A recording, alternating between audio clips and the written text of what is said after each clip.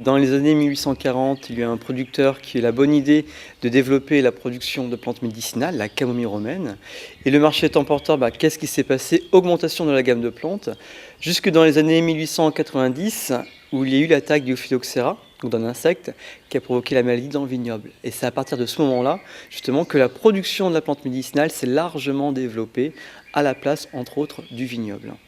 Donc on a 4 permanents qui travaillent avec Chemifolia, donc à la fois dans le domaine de l'animation, du technique et de l'accueil. Et à côté de ça, nous avons une équipe de saisonniers donc pour renforcer l'équipe justement aux périodes d'ouverture d'avril à octobre. Le jardin Chemifolia a été créé pour valoriser le patrimoine de la plante médicinale, et il est réparti en 6 jardins à thème.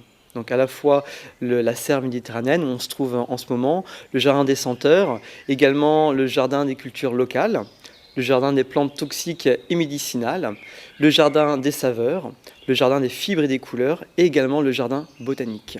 Alors c'est vraiment valoriser l'identité territoriale de la région de Chemillé, en l'occurrence la production des plantes médicinales et même au-delà, on va dire la filière des plantes médicinales.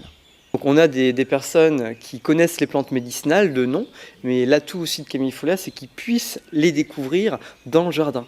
Comme par exemple, nous avons la fameuse pommade au calendula, et le calendula, c'est le souci. Et là, ils l'apprennent sur place, alors qu'ils connaissent en même temps le souci. Donc c'est intéressant, c'est visuel. Alors c'est un jardin effectivement où on peut voir, apprendre à Chemifolia, également un jardin de bien-être. On a un marché aux plantes, donc une des animations où les gens peuvent repartir, donc le 1er mai de chaque année. Et aussi en boutique, nous vendons des plantes médicinales sous forme séchée plutôt. Il y a 3 plantes vraiment médicinales qui sont au berceau de la région de Chemillé, la camomille romaine à fleur double, qui est vraiment le fleuron. On utilise cette plante-là pour la digestion, également pour tranquilliser, en licoristerie aussi, en huile essentielle pour la parfumerie. Aussi l'amande poivrée, très utilisée en tisane pour la digestion, en huile essentielle contre les migraines par exemple.